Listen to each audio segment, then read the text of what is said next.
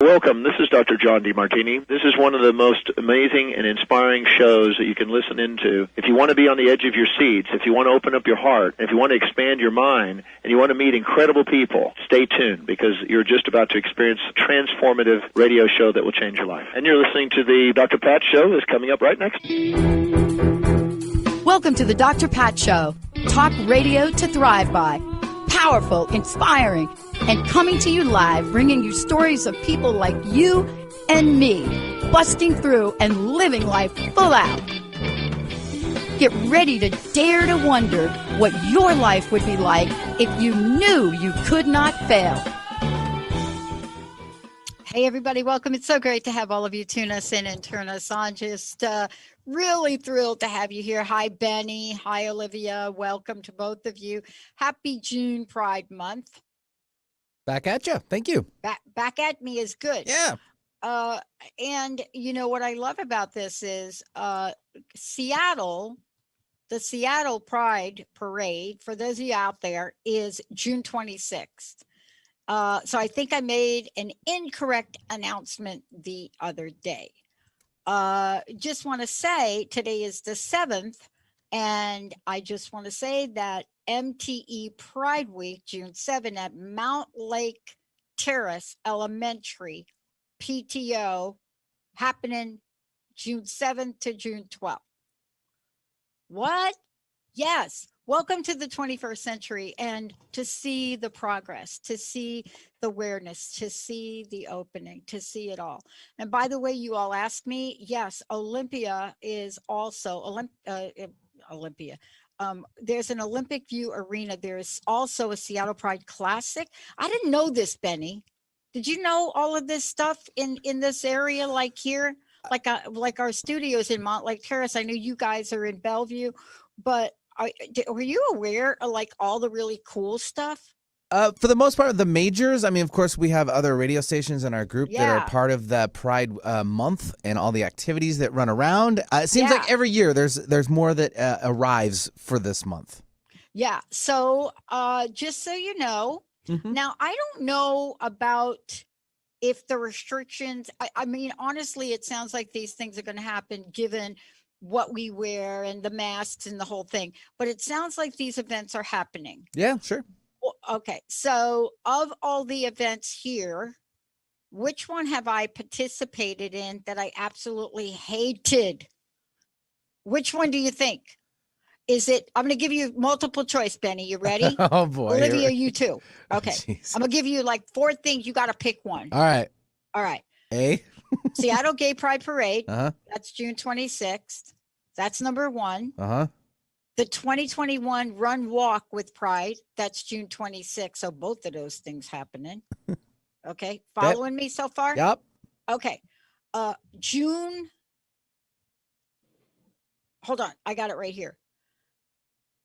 Gosh, if I give out the wrong information, I know I got so many emails from giving out the wrong information. Okay. You ready? Seattle Pride.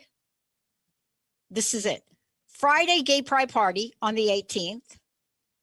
And then the last one, Pride Karaoke. Which one do you think I did? And I hated it more than anything, but I did it for the cause. Probably karaoke. Yes. That'd be my guess. Yeah, right. I mean, that was just easy. That was set up. Oh my gosh. And we'll have to talk tomorrow about what song I picked that was so absolutely painstaking for anybody that was there. I don't drink, but I'll tell you, anybody that was there probably put down a few during my game. But at first, were you afraid? Were you petrified? Yes, I was petrified. Okay, the start of the lyrics to a song. I didn't know if that was the one you were singing. I'm gonna go. Do you want me to go with that song? That might be a start. We can go with that song because I did survive. Yeah, you did. I totally did survive. That's my point. Yes. Again. Yes. So just to make everybody aware, this is what the information is. And we said we were going to mention something every day about this. Also, you should know that on the Psychic and the Doc, just so everybody knows, we have a fantastic interview that we did that's going to play, but also we're honoring pride in the people that have come out. So this Thursday, the 10th, you guys are going to get to meet Kim Powers, and then Herb Ankron, her producer, right? You know, Hollywood, we already did that interview. That's in the can. You'll also hear that. Today, I want to talk to everybody about a phenomenon. And I love, Benny, when we get people that come through and we think about things that are so intuitive to so many. And I've often asked this question, what is it about us that is so drawn to Atlanteans? Now, I'm talking Atlanteans, period. But what is it about our draw to understanding them? You know, why did the feedback come back on Aquaman movie and before the movie? Why did the feedback come back on that was so compelling? Why did so many think that it was a great representation of Atlanteans and a really awful one? Why did so many people comment? Well, what about this forgotten civilization? Do we think that perhaps we have somehow in our DNA, we just have that investigated knowledge, you know, that thing that says to all of us, we don't have any facts, but we know it's there. That's what my guest today, Ghost of Atlantis, how the echoes of lost civilization influence our modern world. Are you kidding? So much. J. Douglas Kenyon joining me here today. We're going to talk about both the physical and the spiritual evidence of a lost great culture. But ask yourself this question. I mean, we've been talking about this a lot, probably because we're going to launch our Cosmos channel, which is all about, some people said I should name it something else, but please, we'll probably have a contest about that, Olivia. But here's the thing. Why are we so drawn to civilizations like the Atlantean civilization? Why are we so drawn to it? Are they calling us? Is it within us? Is there something that we are supposed to listen to? And ask yourself this question.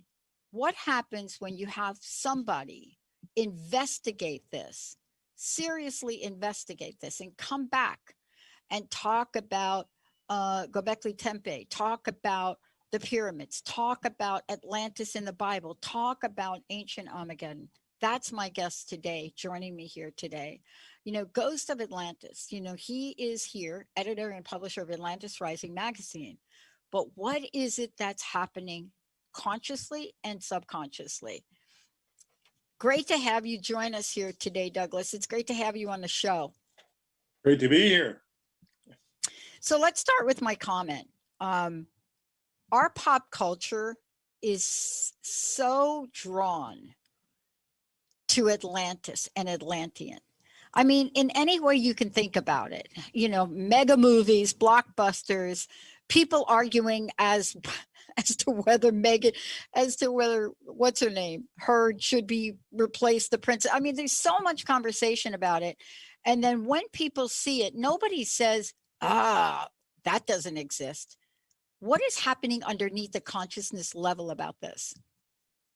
Well, in my view, of course, it's there's a famous quote from Pogo by Walt Kelly a few years ago. Remember, we have met the enemy and he is us. But the thing is that I'm not saying we're the enemy, but I'm saying that it comes down to this, that we were the Atlanteans. Of course, you have to buy into the idea of reincarnation to look at that. But I think that if you look at our collective unconscious, I think you can look at it as a kind of an ocean, and that you have to dive down into to get in touch with our lost selves. And that I think a good example of that is the story of the Titanic, where you have in that case, you were looking at a model of the current civilization representing its great achievements and its mastery of all that it surveyed, and then its cast down, to the bottom of the sea. And here we are, fascinated by it. We keep trying to locate its ruins. It's because we are connected to it, and we know that its story is somehow or other our story. So that's the essence of it from my point of view. Let me ask you about the follow-up to this question, which is this need to investigate. Something is lost. I mean, people feel it, right? And they feel something's lost with this. And it's really interesting. They don't say, it's lost. I feel like something's lost. But when there's something that reminds us of it, there's something that clicks. You know what I mean? It's you ever try to remember something and you can't remember it? And you're just like, what was that? What was that thing I was trying to remember? Oh, I don't remember it. And then all of a sudden there'll be to be my age, you'll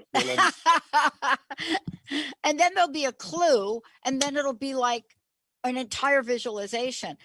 I want to ask you, what is longing? What is just happening to us that we are longing to discover this, that we are in search of lost records? Well, I think that you have to look at the idea of amnesia. And the thing is that, and amnesia accompanies trauma. It wasn't, we went through an experience where we lost something and there's pain involved, a lot of pain. And so basically it's an area where if we start to look at it and get a little bit too close to it, it starts to hurt. And I think that there's been a lot of, I think, frankly, the effort to suppress this has been codified. It's become, I could cite, there's a book I really liked from the 1960s called A Canticle for Leibowitz. And it was a story of, I don't know if you've ever read it, but I bring it up because it's an example of the kind of thing we're talking about. In that story, it was aftermath to an atomic holocaust. But, hundreds of years later, here's a group of, in the story, they're basically monks or friars, in the desert, trying to understand what happened to the ancients a couple hundred years before. And the thing is that they don't understand it at all. And if you look at it and you see, well, that's us. Our past is a mystery to us, a complete mystery. We don't, but the thing is, as we get closer to it and as we pull away the layers and so forth, we start to discover that we've got a lot in common with that. And of course, I think that makes a lot of sense if you realize that they're us, and we're looking at our own history, and that's the only thing that makes sense in all of this, in my view. Yeah, there's so much that you put in your book. We're going to take a short break. When we come back, we're going to talk about, how wise were the ancients? And I've talked about this a lot. How wise were they? When you think about all of the cues and clues and things they left, why is it we're not talking more about things like the Dead Sea Scrolls? What is it about us that wants to uncover the secrets, and yet at the same time, we don't really have them all? When we come back, we're going to talk about how this wisdom, how these secrets, how they all come forward to initiate a new knowing. That's what investigations are about. I love it. I love when we investigate things. When we come back, I'm not the investigator today. My very special guest is, everybody. And we are talking about Ghosts of Atlantis. We're going to talk about who they are. Is it really Aquaman? Let's take a short break. We'll be right back. All clear.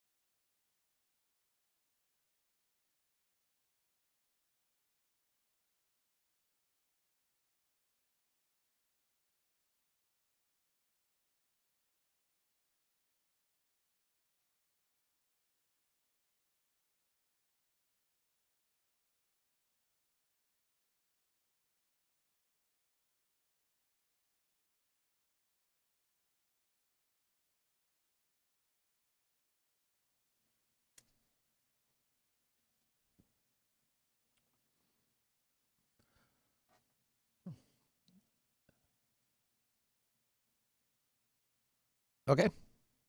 Sounds good. Stand by.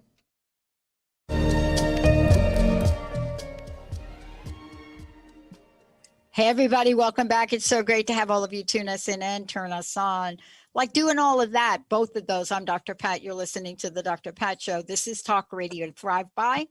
Played here exclusively, not really, but played here on Transformation Talk Radio, KKNW AM 1150, and across the big pond, thanks to Sean Eisen over in the Australia channels. And I want to say thank you to all of you in Australia that are listening.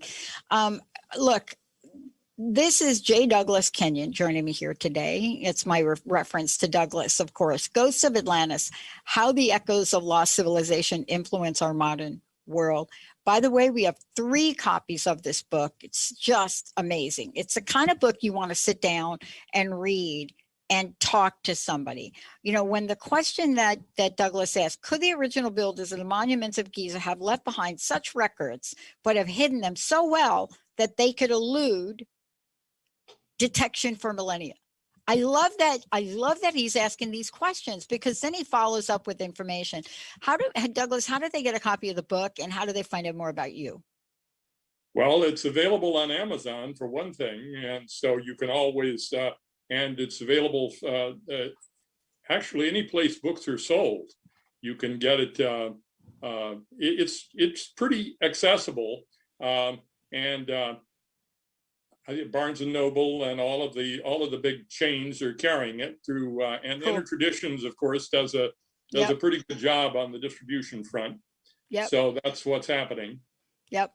Intertraditions. Thank you again, Manzanita Carpenter Sons. Probably got her name wrong. Thank you for sending this book and Douglas our way. Okay, Douglas, here we go. I want to start with this question that you pose in the book. And I can't wait for you to share your answer, because this is more than a book for you. This is a lifetime passion. So what if these clues were left and somehow, for some reason, we just can't find them? What doors does that open? And how did that inspire you to bring the connections to all of this to the forefront? Well, way back in the 1980s, and actually earlier, I got interested in the idea that civilization as we knew it was an actual aftermath. It wasn't the beginning. It was perhaps the kind of the twilight of something. It was, and that if you really wanted to know where things came from, you had to get into that more deeply. You had to actually look at where those where it comes from. And anyway, I became convinced that the world in which we find ourselves was experiencing amnesia. I know a lot of people throw that around, but the guy who was really kind of the initiator of that concept for most people was Immanuel Velikovsky. And Velikovsky was also considered the father of catastrophism, which is the idea that history on Earth has been punctuated by a number of events which have basically scarred us in many respects and left us, wounded. And we don't realize that because we've basically kind of pieced together our history and brought ourselves, and we decided that the world we experienced is normal, and therefore we have papered over the lot of the gaps in our culture. But if you look at it more deeply, then you can see how it explains an awful lot. And certainly, I think the interest in pop culture. I mean, I tried to write a screenplay back in the 80s, and I talk about that, and tried to capitalize on the whole idea of what Atlantis really represents as an insight into our past. And I think that this idea that it takes the archetype of going deep into the unconscious and contacting what it is that we left behind is a very intriguing idea. Of course, I think that reincarnation is a part of this. I think that's the one thing that kind of explains how all of this fits together. I know a lot of people, I'm not saying Velikovsky was into that, because he was more of a, he thought there was some kind of racial memory that enabled us to retain our knowledge of past events. And that's been kind of debunked in a lot of scientific study. But I think that there are things that make the connections that we have to look at, and that's what we're trying to do here. Yeah. And you know what I love about all of this is because each of us listening to this show, just so everybody knows, think about how you feel, and think about how you feel. Let me explain what I mean by think about how you feel. Think about what happens when you get a reference to what Doug is talking about. Think of what happens when something outside, something you see draws you. I mean, think about this, for example. Why would you, perhaps if you're you or if you're me, who grew up in an environment that had nothing to do with ISIS, had nothing to do with crystals, and nothing to do with any of that, why would we be so drawn to the phenomenon of some of these cultures? Why would that happen? And I think, Doug, that's what you're talking about. Just because I'm a kid that grew up in the Bronx in the cement jungle, it's not logical for me to have ISIS statues, to have crystals, right? Where would I have gotten that from? I didn't grow up in that environment. So can you talk to the fact that there is a connection to the ancients in a way that we don't understand? And I think in your book, you talk about what did the ancients have, or what did they know that we don't? And see, that is what's so mysterious to me. And I wonder what it will take for us to know it.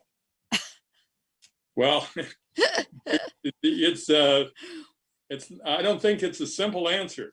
I mean, no. I think that, if you really want to understand, I think obviously the ancients had a level of wisdom that we've lost track of altogether. And we don't, and they had a culture that preserved all of this. And I'm thinking of, you get into some people sometimes referred to as the mystery religions, or the ideas that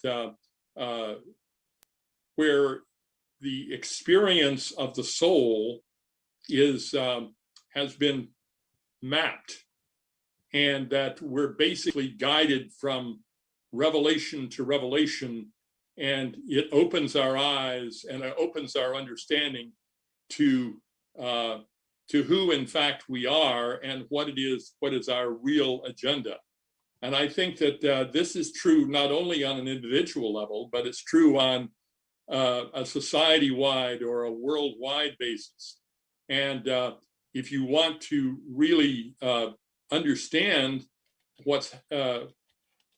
that things have gone awry, and they're not, and therefore we live in a state of we're crippled by our experiences, and that if we're going to have a healing, which is to restore our balance and dealing with our inner dilemmas, then that's where we need some guidance. And I think we can find that in some of it in ancient sources. I want to ask you about this because I don't believe we are the only people that need a healing or that needed a healing. It's hard for me to imagine that, here we are, I don't know, what do you want to call it? Modern civilization, and we have a healing that other civilizations didn't have. So this idea of healing to me seems to be multi-generational, past life related, right? The connectivity to reincarnation. And yet, if all of that is true, what is it about us that holds back from looking at the evidence of superior technology of the past and what we're capable of. We're going to talk about that when we come back, because it's in the book. It's in here. It's in here. Ghosts of Atlantis. What are the ghosts trying to tell us? You know, what is it that if we were truly to connect, what are some of the artifacts? What are some of the secrets? And I have to tell you, this is one of these books where when you start to read it and you look at some of the images and you look what Douglas has put together in the book, you know, it's almost as if I want to take each page and put them on a giant wall and see the big picture. When we come back, I would love Douglas to give us the big picture. And most importantly, what is it about what we're discovering now that's going to give us new knowledge? Stay tuned, everybody. We'll be right back. All clear.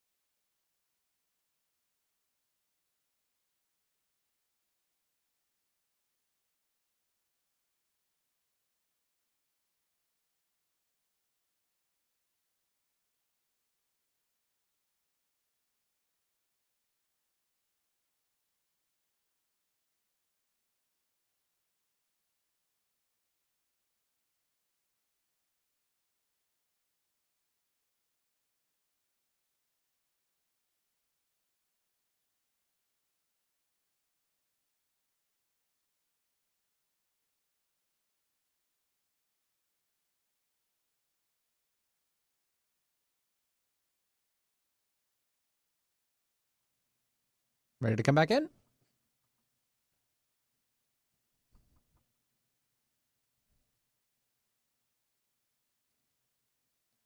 And I'm holding you to that, Pat. I got to bring you on, okay?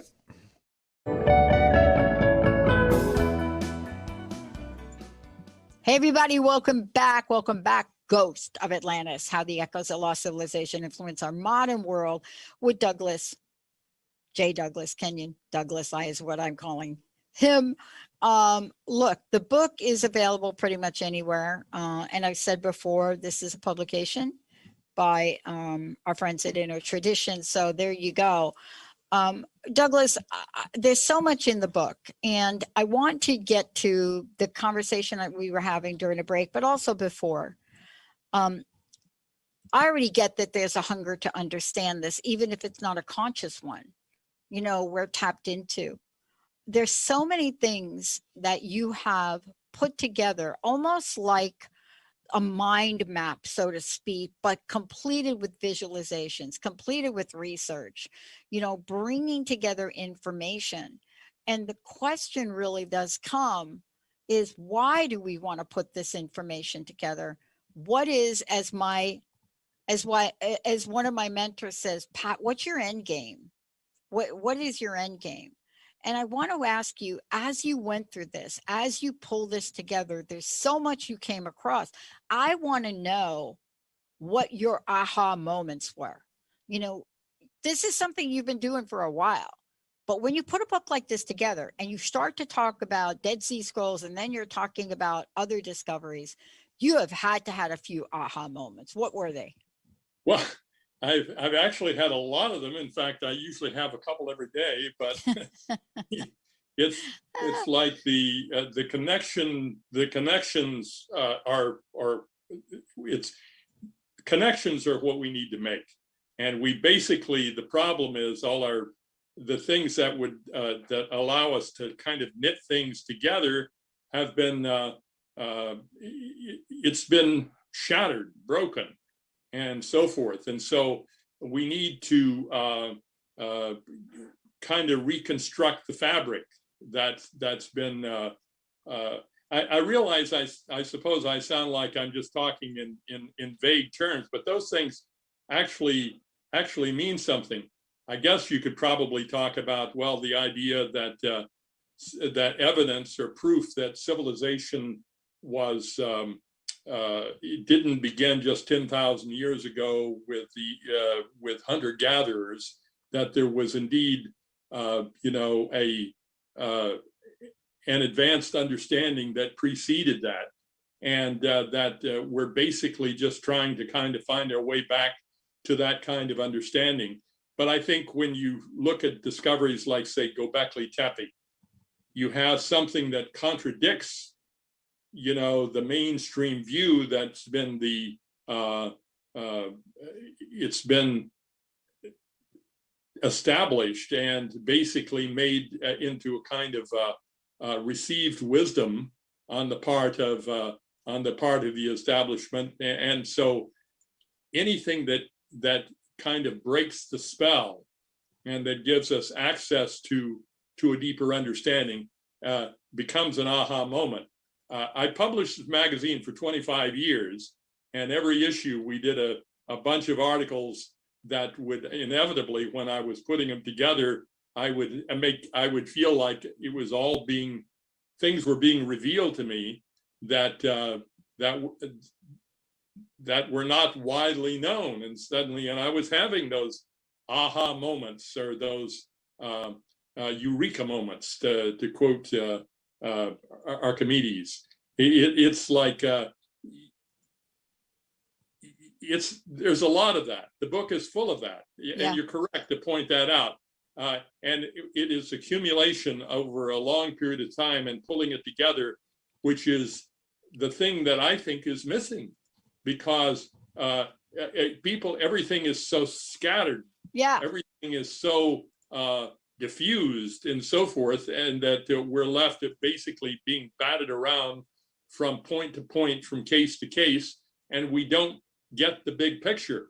And I think that we need the problem is we need to see a larger picture. It is the larger picture that is the missing ingredient. We're basically compelled to look at things like looking through a keyhole, in which we only get a tiny fragment of the picture. And it's like the age of specialization in which we find ourselves, where everything is boiled down to minutia, boiled down to tiny parts and tiny pieces. And if we can't put it together into some kind of larger fabric, we're not going to be able to. I started to say to see the picture, but seeing the picture is seeing the picture, and it is definitely what we're trying to do in the book. And I think that I'm not trying to say there's not more, but you've got to have a lot more than we're getting from our main sources. Are you fascinated by the many connections in the book that, let me jump to the idea about searching for ET. The many connections in the book that you have, the dots that are connected, and the way in our society we show up to seek them out. I think in your book you also referenced Jodie Foster in Contact. And, I want to ask you about this because, it's an interesting phenomenon. Here's the question: is it the chicken or the egg? And this is what I'd like you to comment about, please. Not about really the chicken and the egg. It's not really about that, but it's the question of what came first. Did we as humans come first to create things, or were we the recipients of things that were given to us and in turn then created? And this is the question. And I think for me, it's a big picture question as well. It goes beyond talking about the artifacts or, the special structures around the globe, or the fact that a dinosaur species in Africa is also found clearly in a continent where there's water separating them. And some people say that water didn't exist. So if in fact all of the clues, and it doesn't matter where they were left, it doesn't matter if we're talking about the Mayans, it doesn't matter if we're talking about tribes in South Africa, people in South Africa, it doesn't matter, or Africa, period. The point is, we have been given tidbits that we know of. Are we here to find the rest of them, and to what end? Well, I think Earth is a kind of crossroads, and where you have influences from the ancient past and influences from other worlds that basically converge, here in this world in which we find ourselves. I don't like. I think, frankly, people err when they think the only way to explain our advanced civilization is in extraterrestrial influence. I think that you have to give more credit to the way things have evolved in the past to a much higher degree than we now realize, and that there's a history here that is an unknown history. It's not widely discussed or talked about in certain quarters because there's an interest in promoting what is John Anthony West used to call the Church of Progress, or scientism, where you're basically trying to say that civilization has achieved this very high standard now, and that therefore, and that anything that went before was just ignorance and superstition, and that now, in fact, we're discovering we have an opportunity for the first time to actually see what we've been through and to recognize it and to see the big picture and to see the forest rather than the trees. And that's where we can finally, put it together. And the only way you can do that is by providing a lot of pieces. So let me ask you this question. I mean, there are I mean, when I think about the book, especially as I think about your conversation in the book about DNA, and there's really not much you left out. But I want to talk about Atlantis for the remainder of the show. there are legends of Atlantis. There are fascinations with Atlantis. There are things about Atlantis, which when you say Atlantis, I would imagine that most people would say, I do believe it existed, right? You know what I mean? It's like, Oh, yeah. okay, where is it then? So it's that thing we can't see, but we do believe, right? I don't know how many people you've bumped into where you say, yeah, in search of Atlantis. And they say, in search of what? It is such a popular, let me call it consciousness. Yeah. And I want to ask you, what is the key to that? What is the essence to that? You know, our Atlantean ghost calling for us to do something, to say something, or have we just created Atlantis in our own minds? Well, I think that the fact that we share these experiences is in fact some of the most powerful evidence of the reality of what it is we're sharing. I mean, you can try to say, well, it's just a kind of an image that is created by the fact that a lot of people are interested in the subject, and that you get your cause and effect mixed up. But I think that we're talking about the fact that we all have this in common, that we share this, is it is a very powerful piece of evidence of the reality of what we're talking about. Where there's smoke, there's fire, is basically, I would put it. And you can, of course, you can go pretty far down that particular rabbit hole. I think there's a lot to be found there, and we've got about 500 pages there in our book making the point. And let me ask you this question in the short time we have left. From your perspective, Douglas, what are the top 3 discoveries that you made? Or let's just call them connecting the top 3 dots. What are the top 3 things that you discovered in writing this book where you said, Well, the main thing is the idea of pre-diluvian civilization. In other words, civilization that predated the end of the last ice age. And of course, Plato was telling the story of a continent that sank, and that of course is the archetype for what we're talking about. And I think that the cases that make that the strongest evidence are things like I think off the coast of India, in the Gulf of Cambay, in Indonesia, in Gunung Padang, in Göbekli Tepe, and Easter Island, and many of these places. You're looking at things that have not been explained by the mainstream, even though they may think they've explained them. They've barely touched on it. And there are a lot of mysteries, a lot of contradictions, a lot of things that simply don't make sense in terms of the mainstream view of things. And these examples that I've cited, and there are more of them, and to say nothing of technology and so forth, that is just completely anomalous and impossible to explain, except with realizing that there was some kind of culture there that rose to great heights and fell and left us behind a legacy of understanding that we're only now beginning to put back together. Let me ask you a different question. If you had a magic wand or a little genie in a bottle,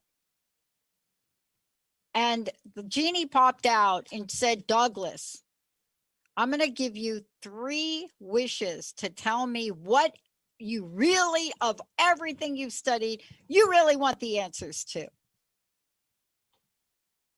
Well, I would like to know if there was indeed a Hall of Records.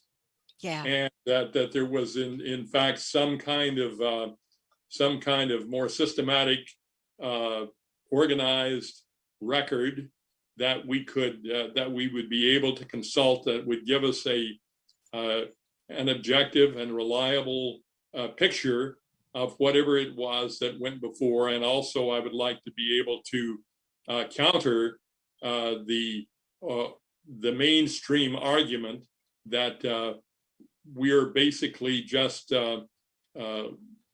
living in. I mean, I think ancient history is one thing, but I'd also like to see an exposure of how our errors of understanding, our materialism and so forth, need to be basically countered in some kind of a way that would be convincing and would actually lead to people's reconsidering the way they look at the world. Maybe that's too much to ask, but no, I'm telling you, I gave you the genie popping out of the bottle, so it can't be too much. And you know, the reason I ask those questions is because in your studies, and if I'm you and I have the wealth of knowledge that you have, the thing that has always fascinated me is early on getting a copy of Herbert Benson's book on the mind and meditation. And when Benson pointed out how many connections we have in the mind, and it's a beautiful example. I mean, it's one of the best ways to describe it that I've ever heard. And I'm not a neuroscientist. I'm just like, the dude is like, this is how many connections you have. Take a desk, take a sheet of paper, pile that sheet of paper and pile it up to the moon. Okay, not enough. Keep going. Go to Pluto. Not enough. All right, go to the farthest planet you know about. Not enough. And then he says, go to 16 billion light years away. When I got that visual, I've always asked myself the question, what if the ancients had full 100% capacity of this small percentage of our potentiality to learn and to know? And that's what I wonder. I wonder if we are stalled because we just can't figure out what these folks are trying to tell us to help us at least get 1 or 2 more % in our brains. I think that one of the problems with the kind of thinking that you're describing there is that it involves a moving outward, and you're moving further and further and further out. And what is really required is moving further and further in. Yep. And basically, the answer, whatever that the mystery of what we encounter in our outer experience, is a reflection of the missing ingredients inwardly. Yeah. And therefore, and if you want to really point people in the right direction, you have to point them inward. And it is, of course, going inward, which is where people struggle, because in our world, where everything outwardly and is basically excuse me, everything outward is basically we've exhausted the possibilities, and we'll never get there by moving outward. It's only when we can turn inward that we'll get somewhere. Yeah.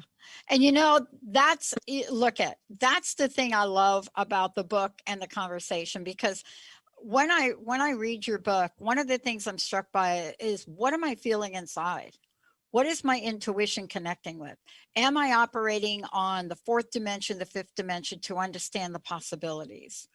And so what I love about what you've done is, even though you're presenting us with a lot of data, the reaction to it is an inward one. Because I'm not going to go get myself, I'm not going to go dig somewhere. Although, boy, if I had the time, I might want to do that, to be on sacred ground, not so I can dig, but so I can have a connection that can't be described in the physical world. You're right. That's correct. That's what it's all about. And yep. I think that, and we did try to do that. I mean, that was very much what I wanted to do, was take a lot of this. I think that people, it's you might say it's the objective versus the subjective. Yep. And of course, I think that and I'd like to show that there is objective support for what we're talking about. It does not contradict, objective reality as we understand it, but it goes much further. And the thing is, there's the myth that's out there that tries to give people the idea that you can't you can't have an open mind without a hole in the head. Well, Douglas, I want to thank you for today. And I will tell you that everything that you've put in here, whether people read it in total or follow it through, it really takes you to another place. And I'm not saying to another place, I don't see myself somewhere in an Egyptian pyramid. It takes you to a place that's inside. And I think this is our struggle. It is so hard for so many of us that feel that place inside to want to stay there. And I agree with you completely. I think that in order for us to really fulfill our capacity, it's on a dimension that really is not yet explained. Doug, thank you for today. Tell us how we get the book and personal message. What do you want to leave us with today? Well, you can get it at Amazon.com or you can get it in any bookseller. And I think that, and you can go to our website at atlantisrising.com and you can find out a lot of the kinds of things that we're talking about. And you can also access all the contents from Atlantis Rising magazine over the years. And we're constantly trying to expand and develop that and to offer people all the things that we tried to offer over the years and expand on it. I love it. Thank you so much. Personal message. What do you want to leave us with today? Well, that's you're always asking me things that make me think, and then I've got to stop and think, and it's going to take. Manzanita should have warned you. Yeah, if I have to think, they told, it's like saying, was there any math involved? but anyway, I think that we covered it in the book. That's how long it took. 500 pages to get into the book, and I can't sum it up in just a couple sentences, as much as I might like to. But thank you for joining me here today, Douglas. Let's take a short break, everybody. We'll be right back. All clear.